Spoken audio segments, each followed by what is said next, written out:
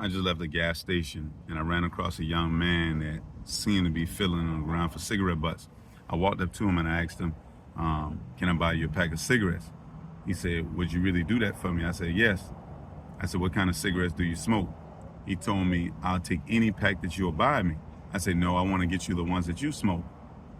So he was like, I smoke Newport shorts, but you can give me any kind. So I went inside the gas station. I bought him 2 packs of Newport shorts, 2 hot dogs, and some water.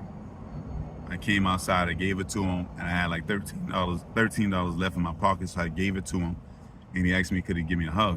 Of course I'm gonna give him a hug because he's a human being. I'm not gonna treat him like he's just a nobody, because we're all human beings. So I gave it to him. You could tell he was very emotional. A young lady walked up to me right after that and said, why would you give a homeless guy cigarettes? That's not gonna make the situation any better. At first, I got a little upset, but I thought it would be a perfect time for me to give her a little bit of education. I told her, if you've never been in a position where you want to swallow 30 ibuprofens and get it over with, then maybe I'm not the individual that you want to ask that question to.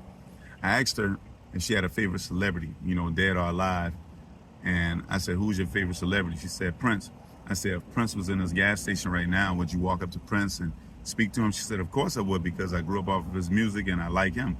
I said, that's the same way that I feel about homeless people. That's the same way I feel about single mothers. That's the same way I feel about women who've been through domestic violence. That's the same way I feel about single fathers. That's the same way that I feel about people who've been wrongfully convicted and incarcerated for a very long time. That's the same way I feel about people who are depressed. It's the same way I feel about people who are at the bottom of the totem pole. I feel that way about the least of those. For one time, a homeless person would like to feel as if they aren't the scum of the earth. For one time, a homeless person will want to feel as if they aren't a bum. For one time, they would like for someone to walk past them and act like they are a human being, and act like we all have breath running through our bodies and blood running through our body.